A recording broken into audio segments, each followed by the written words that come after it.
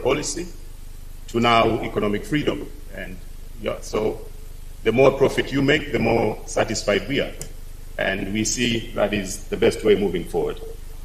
Hence, from the same ministry, it was necessary that a new directorate is formed, of which that I've been assigned to set up and have it take off the ground. As I said, my job is to look at global strategies and geopolitics. It is about 2 months old, and I'm in the process of setting it up.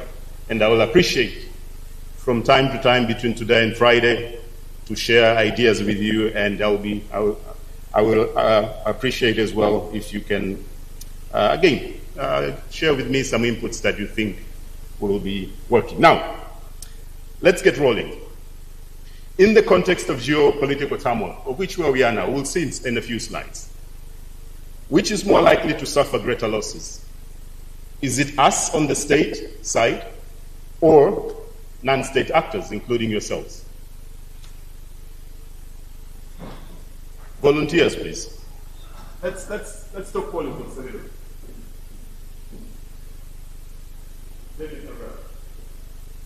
You might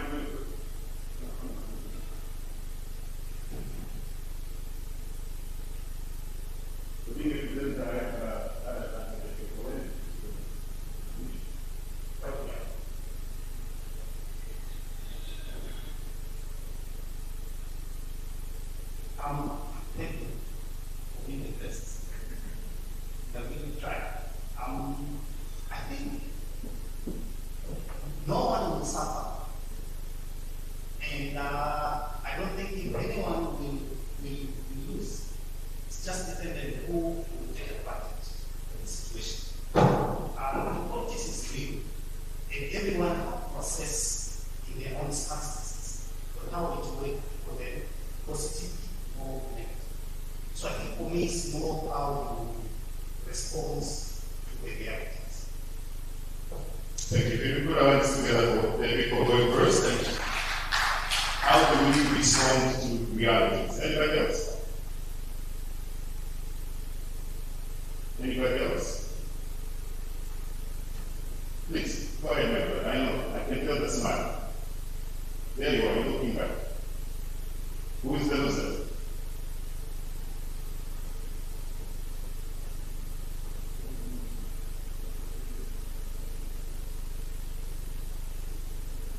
It's a reality check. Go ahead. I think I'll go along the lines of the previous speaker.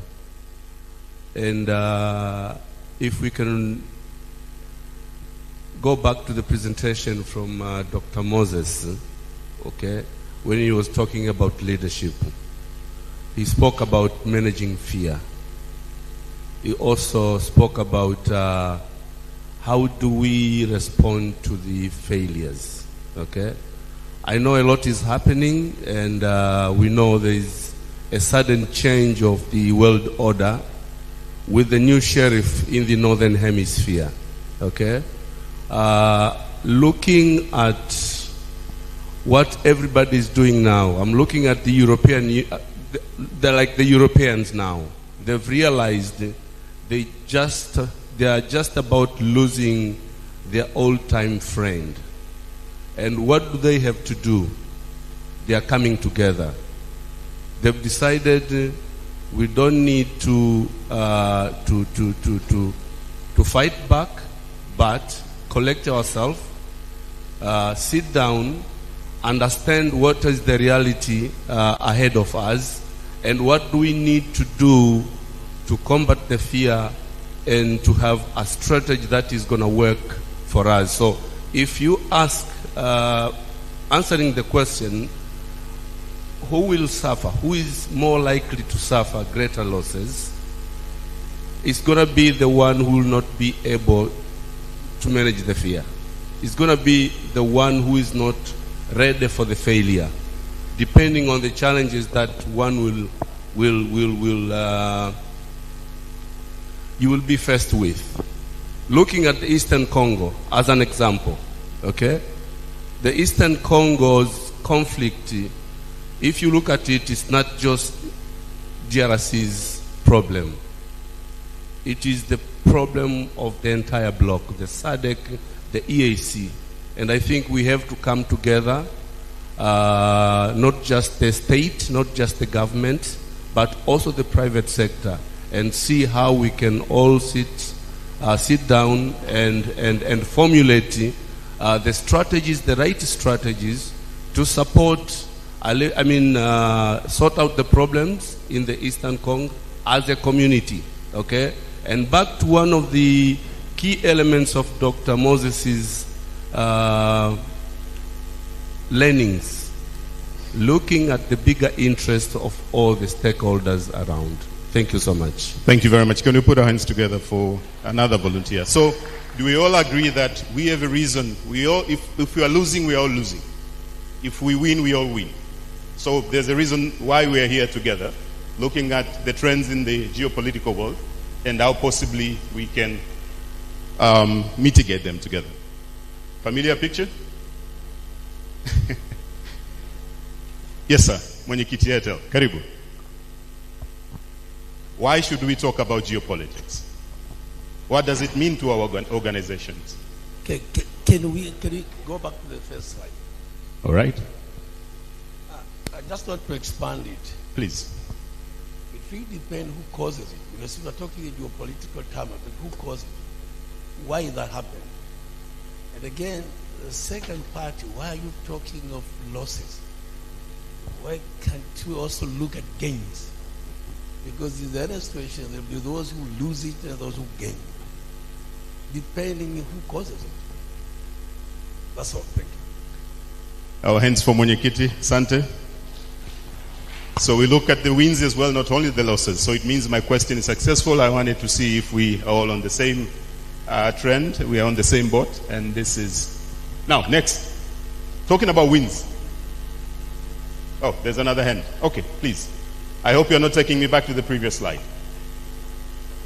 But I like it that the class is awake now, so... Thank you. Yes, please. I just want to chip in on your question. Oh, okay. Referring the question that you have given. Thank you. I'm also referring to rather comments by Professor Kitila on the competitiveness of the country. That brings me to a theory, a model which will answer all those questions. That sorry, can you bring back the previous slide? Sorry, excuse me. Yeah, in the context of geopolitical turmoil, which is the more likely to suffer great losses? It is a matter of looking at the entire market in the context of number one, ethnocentrism is a model which refers that a country, or rather a particular market, consider its idea or its strategies, programs, whatever, culture, are better than others. Thank you. That's one killer disease. Number two. Oh, okay. Number two is do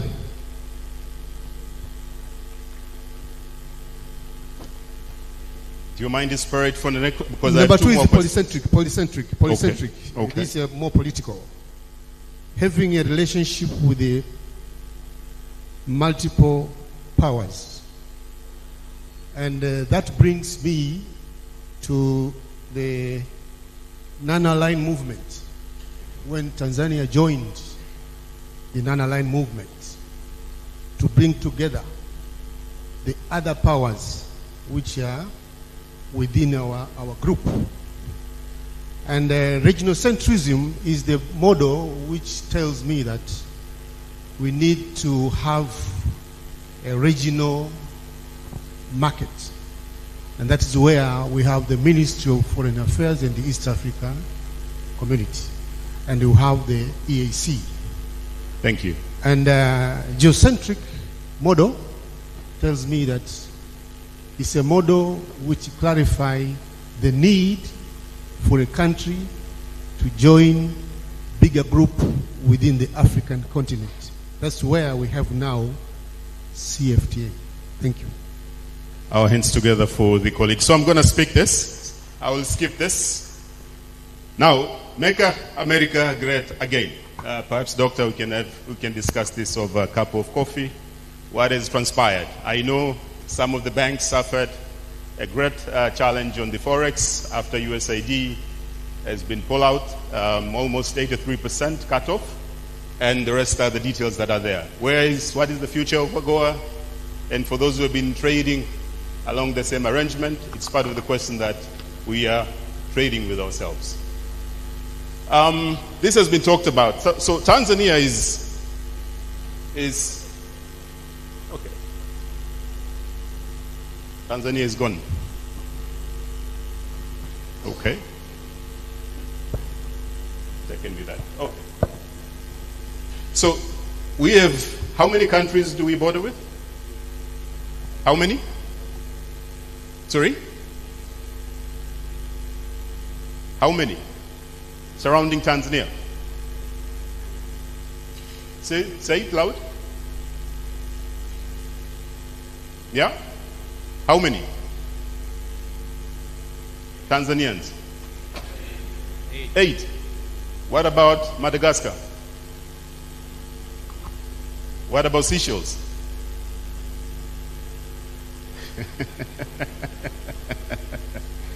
What about the ocean in between? I'm asking this question because defining the geopolitical tendencies, it begins within the regional arrangement. And the minister here mentioned about it, that perhaps before we go global, we must get it right within our regional borders, and it comes with its own risks and opportunities as well, and we must define it clearly. So, what are the objectives? And I'll go very quickly here. As I said at the beginning, I'm looking at us exchanging ideas and discuss the possible way to generating value in the face of these geopolitical disruptions. And again, it's about win-win. The state and non-state actors, all combined. And possibly enhance, at the moment, as we talk about economic diplomacy, we want to enhance the image of Tanzania outside the world, outside Tanzania, at the global stage. But you are among the very reliable partners, and we want to talk about the best ways how we can do it. Another question, as I said, there will be a number of questions here as I proceed. In your own organization, any volunteer? Just one. Can I get a hand from this side?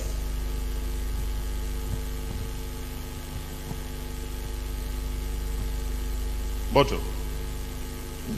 Shoot. I knew you would choose me. I don't know why, but anyway. Go ahead. Yeah, because I'm coming from the risk background. Yes. We tend to look at geopolitics every day. It poses risk. I'm a banker, but I'll talk from a banking point of view. You mentioned the dollar liquidity, impact our business, profits go down because you don't have dollars to trade and provide to our customers. So maybe I'll not take too much time, but that is one example. Thank you. Thank you very much. Because we don't have much time, so I'll stick to that one contribution. Yes, we are all exposed, and if we do not manage and have a proper strategy in place for these geopolitical disruptions, we might be caught off guard. And as I will explain some of the mega trends, if we don't have ways to mitigate and deal with these events on a daily basis, we may end up losing business, supply chain is disrupted, and all that. Now, where was I trying to take you? I'm sure maybe quite a number of us are familiar with mega trends. There have been a number of researchers and scenario built around the world on what are the mega trends that will affect the world possibly in the next 10 years, 20 years, up to 2050. And I've picked a few that perhaps we can discuss, and maybe they will guide us for the next 2-3 days to discuss the geopolitical trends. Well, perhaps this not some. Maybe I'll skip this because it has been widely talked about. The fourth industrial revolution and what it comes with. Is it working for us or is it working against us? And I'll borrow from Dr. Moses that we should not use technology as a mere factor to make decisions as leaders and so forth. Since this is the main topic of this event, maybe we'll continue to talk about this, so I'll not dwell on this. So again, it's one of the mega trends that has been highly talked about that is going to affect the world. Geopolitics and the New World Order. Who is the big brother now? Is it US? Is it Russia? Is it China? In your own understanding. In one sentence, yes.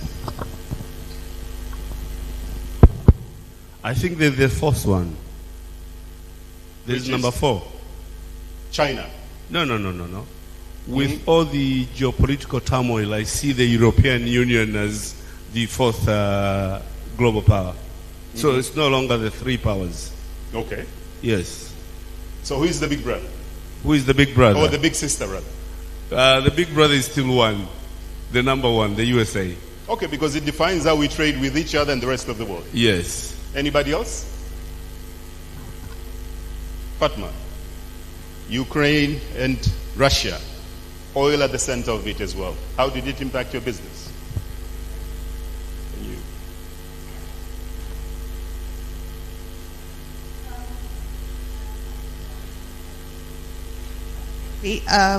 Russia being the main producer of diesel in the world, basically 10% of the diesel comes from Russia. So yes, the geopolitics or whatever is going on in Russia and Ukraine, it's highly impacting the oil business. However, one message from the US distorts everything, and China as well. So to be very honest, I don't even know what to say on that. Who's the global power at the moment? Because a message from Trump collapsed rather last week, the oil price at the global market. And when China wakes up and makes any statement which impacts, then the price goes on the other direction as well. Yeah. Thank you. Please, Balozi, Karibu. If I may also chip in, I think we live in a world that is interdependent, and I don't see any single country that can claim to be the number 1 now. We have a new administration in the US, but then it is slowly realizing that it cannot go it alone. So interdependence is the key issue here. We all need each other. Of course, when you are to put these countries in ranks, then I would confidently say China is the emerging power. But China is also quick to realize that it cannot go alone either. After what the Americans are doing now, Europe is trying to come together because the US has declared that it can no longer defend Europe. And therefore Europe is trying to see how it can hang together so that it can be hanged when it comes to confrontation with other powers. So I would rather emphasize that we should be looking forward and see that in the coming future we are all interdependent. No one can hang alone and survive. Thank you. Thank you, Balozi. May we put our hands together for the 2 previous contributors. We are interdependent. It begins in this room, that the state actors, non-state actors, but also at the global stage. Tim Marshall, in the book called The Future of Geography, tends to suggest that maybe the rare elements in the world, soon they will be overexhausted. And now our friends have decided to go start research in Mars. Doctor, have you studied that? That the rare earth elements, while we on this side of the world have not figured it out, how to trade on these rare earth metals, they feel that they've overexhausted the research and probably it's time to go to Mars. Anyway, climate change, this picture I'm sure is familiar to most of you because you contributed almost 2.5 billion Tanzanian shillings after the landslides in Hanang. It reflects a lot of what is happening in the world. And if we are not careful, again, or do not take consideration this as part of mega trends, will also affect the way we conduct our business. Global warming. Yeah? 2030, almost 700 million people at risk of displacement by drought. Food security and all that. How do we work around these challenges? How do we interact with our clients who are in this space? How will it affect our businesses? And so on. So we can continue maybe at a later stage to talk about that.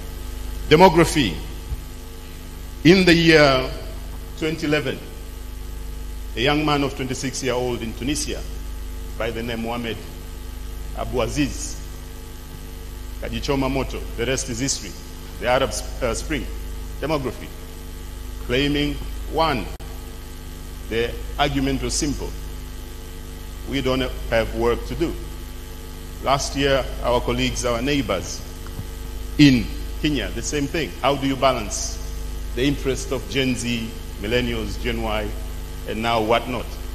The aging population.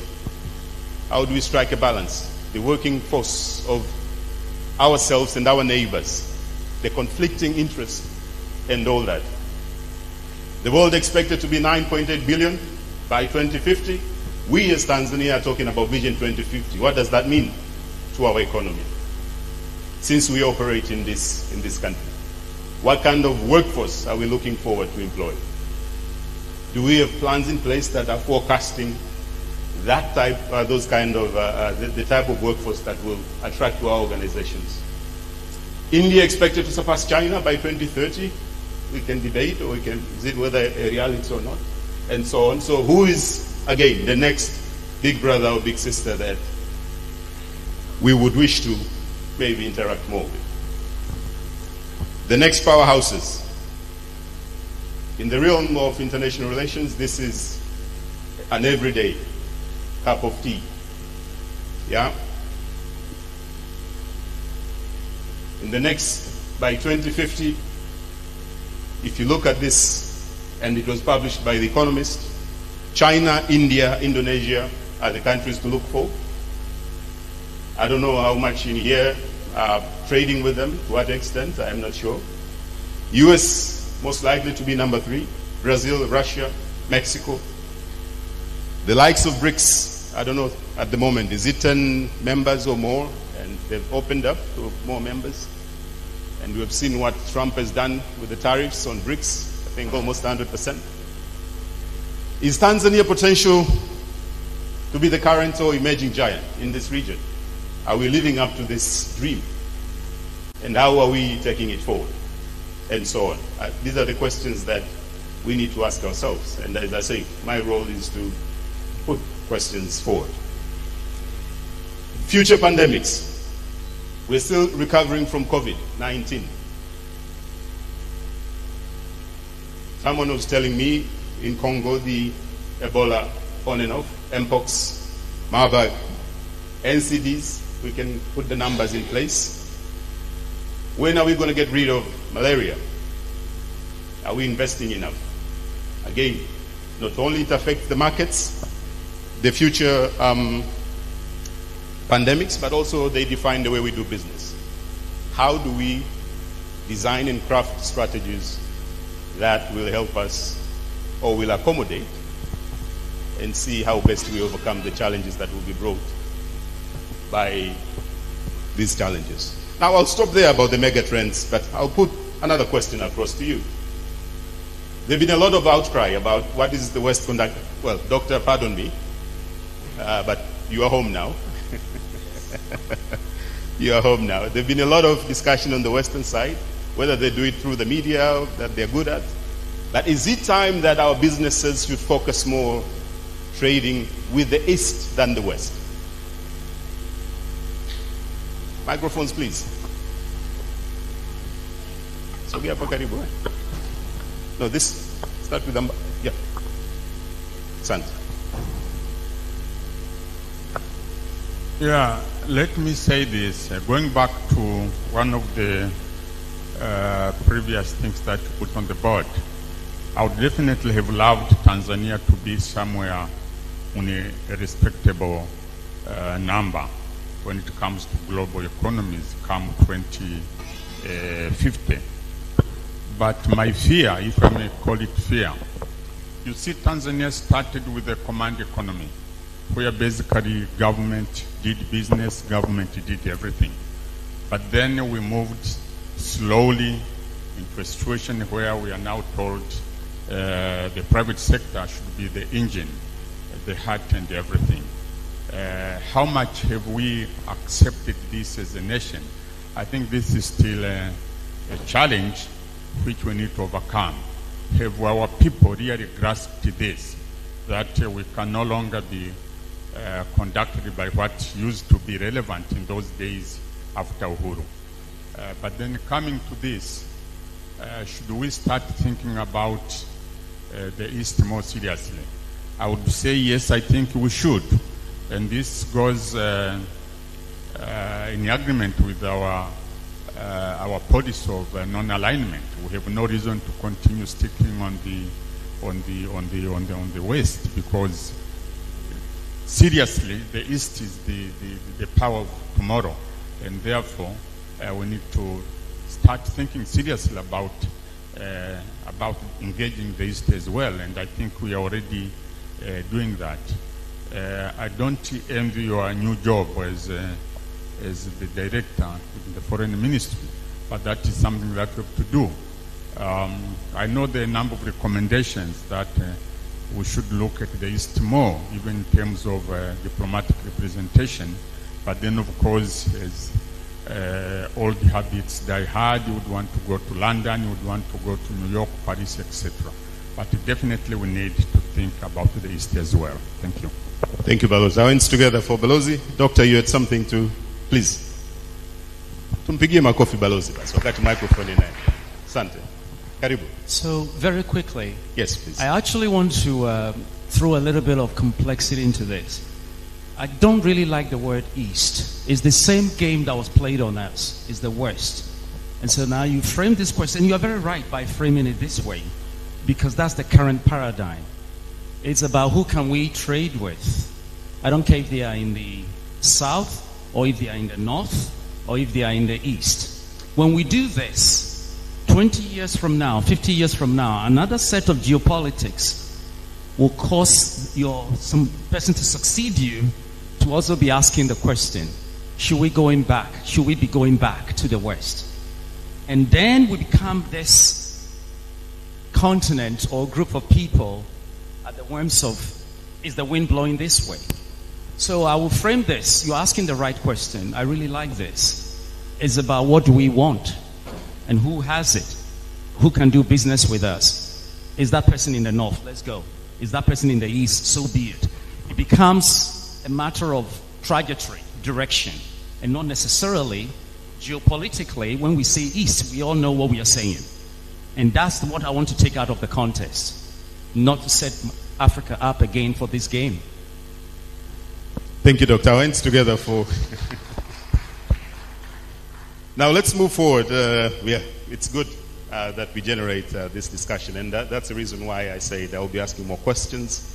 We need to debate on the best way forward as we look at our businesses in the next 15, 10, 20, 25 years ahead.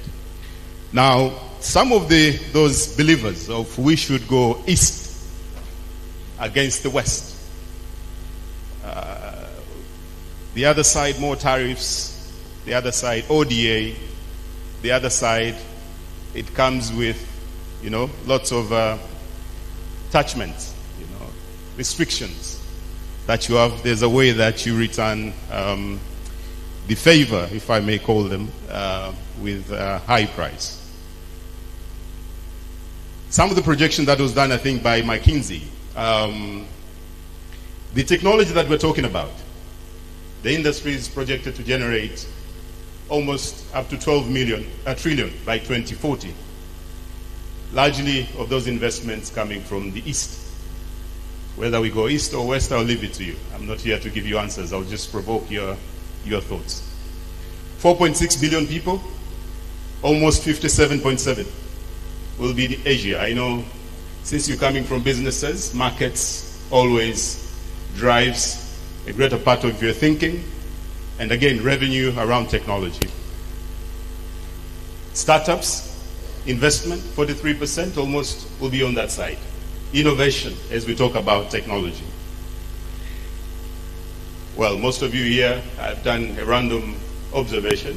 Samsung, Huawei and the rest, almost 90% of those production, even Apple, iPhone, yeah?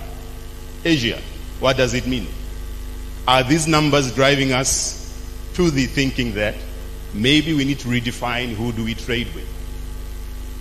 Are they questioning our way of crafting our strategies, that we follow where the numbers go, or we follow the geographical positioning when we are crafting our strategies? Now, going back to the topic, are they a catalyst or impediments? The geopolitical trends. These are the things we can discuss. I'll leave it to the plenary, but final thoughts.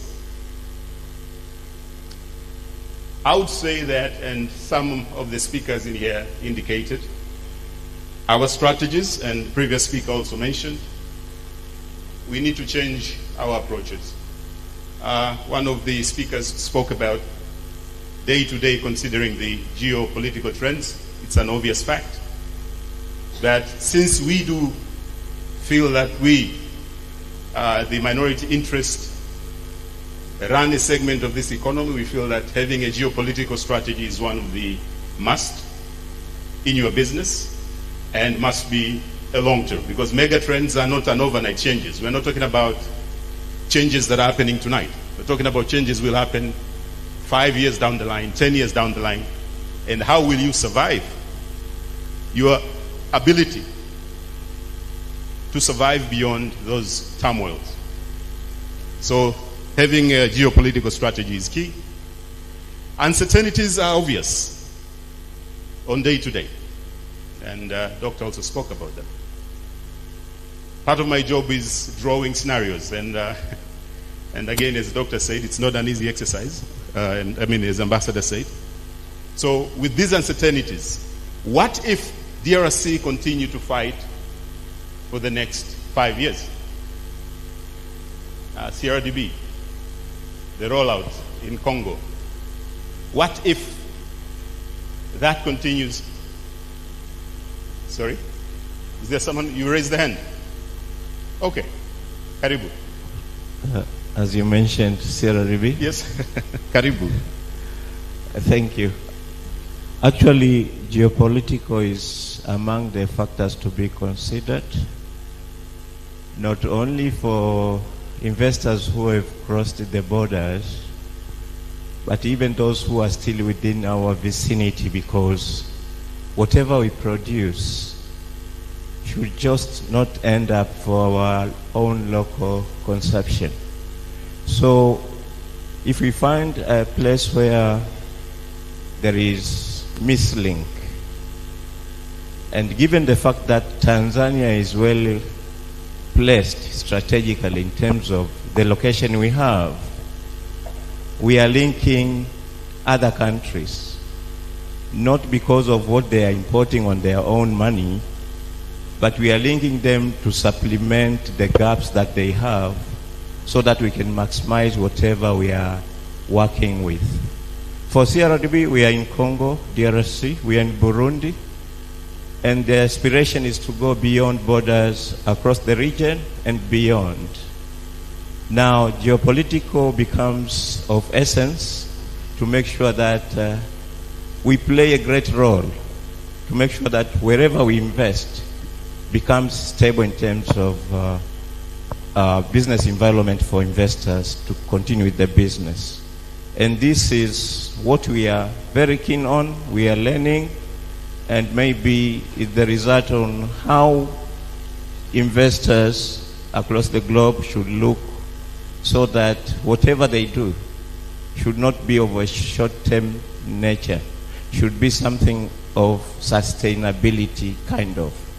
And being part of the globe, whether you are in or you have expanded outside, if some things goes wrong, we are all affected. So we should consider it in that aspect. And the neighboring countries were called landlocked. I would pledge that we call them land-linked, because Tanzania is at the pivotal role of connecting them and making sure that the factors of trade, the economic movement, the trading aspect is sustainable. Thank you.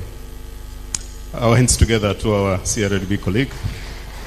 Thank you for adding those points into the picture. Yes, it's not only about the areas where you operate, but also Tanzania is the gateway to other countries. It means that we affect a huge part of the geopolitical exercise. My dear senior friends and colleagues, lastly, I would love to emphasize on these famous two words in all cycles of business: resilience, agility. Thank you.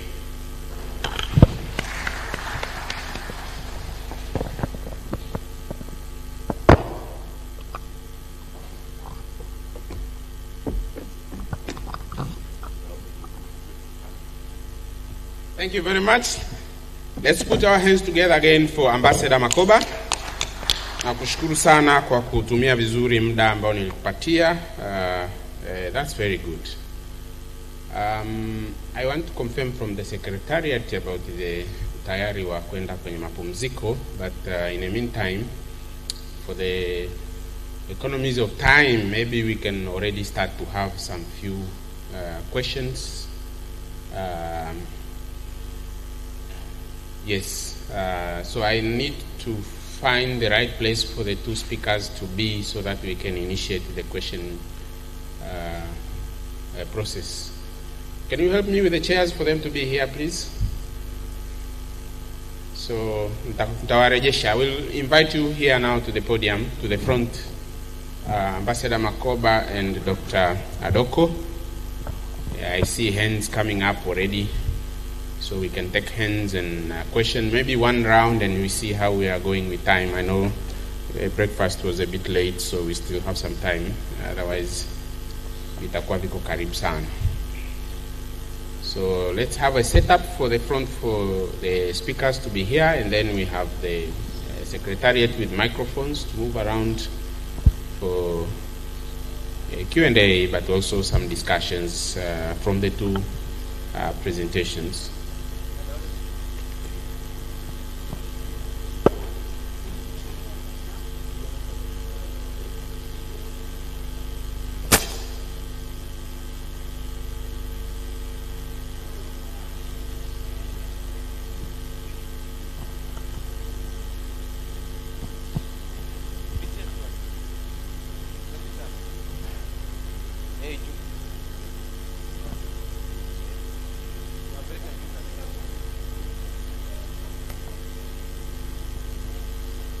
wakiwa na vitu kwa wamefesi fulani hivi.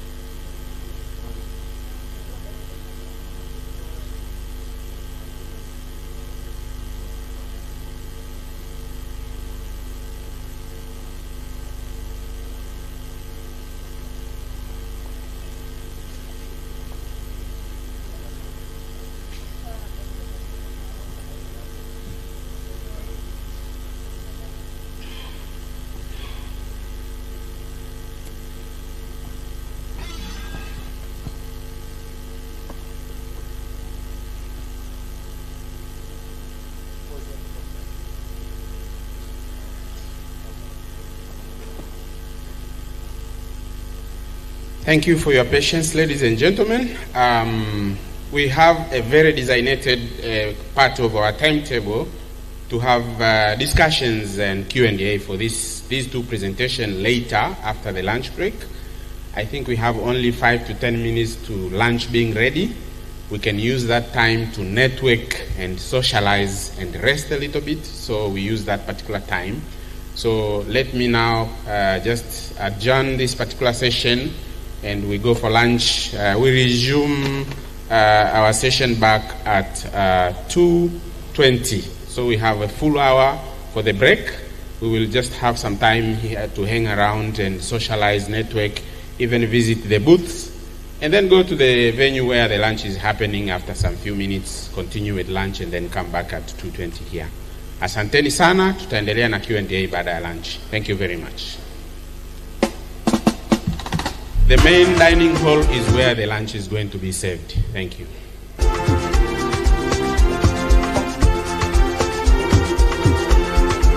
Amen, amen. Amen. All right. Tanzania, nchi yangu, Mama Samia, raisi wangu, Hussein Mwinyi. Okay, we can go straight to the dining hall. For those who are having lunch, the lunch is ready. For those who will be having lunch, the lunch is ready.